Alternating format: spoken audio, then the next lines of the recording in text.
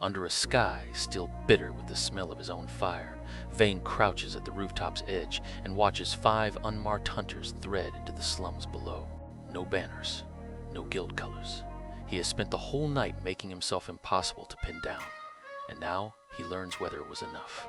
In the flooded cellar below, his answer to those hunters already waits in a satchel. Junk seated with raw ember marks, a ghost signature primed to flare wherever he is not. Seed the whole district, and every scryer in the city chases a shadow.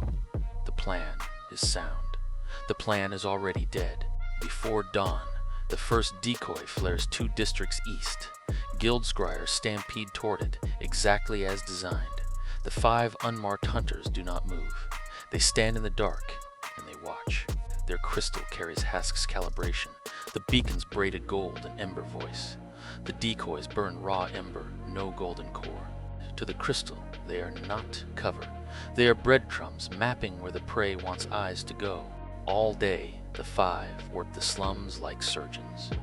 No banners, no questions twice. Informants stop answering doors. Small chalk marks appear on lane corners, a grid closing street by street around the cellar district. Sarah comes back from the waterline pale. The chalk is 2 streets away now. Her last fallback, the only hole she had left, is inside the net, and the net is not searching anymore. It is tightening. So Veyne opens the one map nobody alive owns. Under the district, pre-tower maintenance galleries, fused shut by a first-year rupture. In his first life, decades from now, his guild ran them as smuggling roads beneath the checkpoints. One thought snags as he draws. He never wrote these routes down, never spoke them aloud, except to the handful who climb beside him to the summit. He files the thought away. There is no other door left. They move at full dark. Twice they freeze under eaves as a silent silhouette crosses a roofline above. Behind a collapsed bathhouse, Veyne counts bricks no one has counted yet in this lifetime, and the wall opens. Down. 31 steps, then the low arch. Duck or bleed. A flooded junction, 3rd channel dry. His memory runs the dark like a hand on an old scar. For once, the past is keeping him alive instead of killing him. Sarah asks quietly how he can know a place that was sealed before she was born. He tells her the junction names his guild used. Every name belongs to someone dead.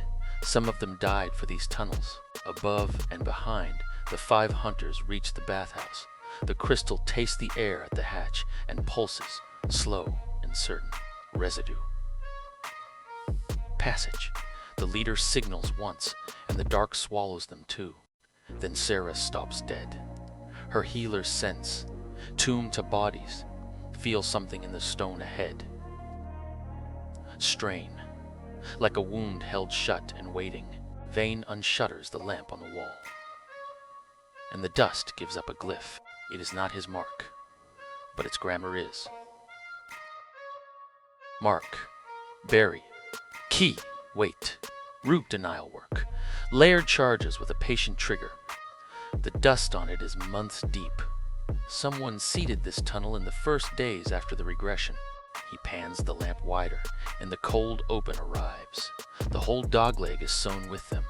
Dozens of buried charges, woven precisely along the path his guild once walked. Not a trap on his route. A trap made of his route. He reads the trigger key the way other men read handwriting. Tuned to mana in motion, a climber casting or carrying live marks dies in the first 3 steps. Built to kill exactly one kind of person. His kind. And the truth lands like a blade between the ribs. Whoever laid this did not find his route. They remembered it. Someone is walking through Veyne's memories ahead of him, and mining them as they go. His hands shake, not from the toll. Then lamplight ripples on the water behind them. The hunters are in the tunnels, 5 blades at their backs, a kill corridor at their faces. Sarah looks at Veyne. He is already counting. There is exactly 1 move on this board. His voice is flat, almost amused. A trap is only a weapon whose owner walked away. They will not disarm the corridor. They will thread it and leave it loaded for the men behind them. They go through cold. No casts, no live marks, mana banked to embers. Sarah's hand on his shoulder, her strained sense whispering where each buried charge sleeps. A step, a breath. Gravel ticks off a trigger stone, and the world holds still. Through. At the corridor's far mouth, Veyne leaves a parting gift, one raw decoy mark from his satchel, lit bright and loud. The exact flavor the hunter's crystal was built to chase. Bait. Set on the far side of a loaded gun, the hunters reach the dogleg. Their crystal screams at the bait beyond. The leader, flush with the kill, floods his blade with mana and steps into the corridor, and a month-old glyph opens one red eye in the dust. The corridor goes off like a thing alive. Charge, waking charge, walls folding inward in sequenced thunder, a year of patient murder spinning itself in 4 seconds. Then the dust comes down like a curtain, and the tunnel is a grave. Silence. Then a soft blue chime in the dark.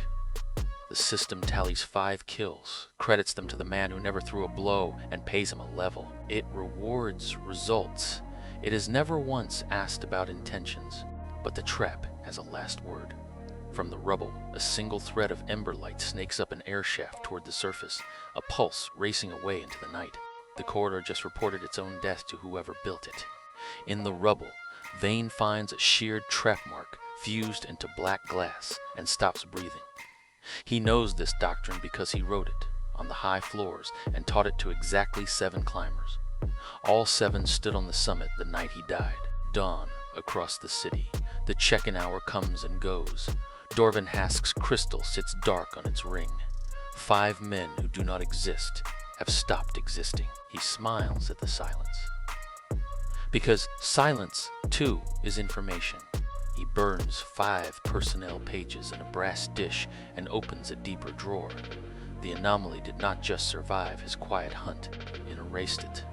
Hask's patience does not break, it sharpens into something with a budget and no leash. Below, Veyne and Sarah follow the smuggling road to its end, a fused stair rising to a hatch beyond the district wall, outside every checkpoint Hask owns. The route still works. That is exactly what frightens him.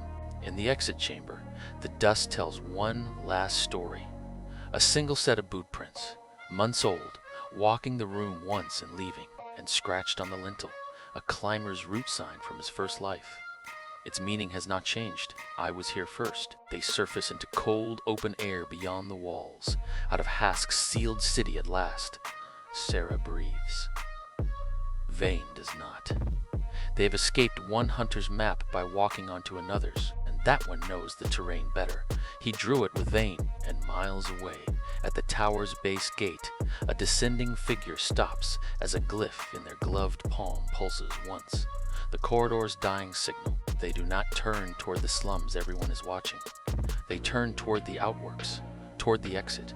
Veyne came home with a level he never swung for and a list of 7 names. The rival came down with 1 signal and 1 exit, 2 memories of the same war, closing on the same patch of dark. Who remembers it better? If you enjoyed this video, don't forget to like, share, and subscribe!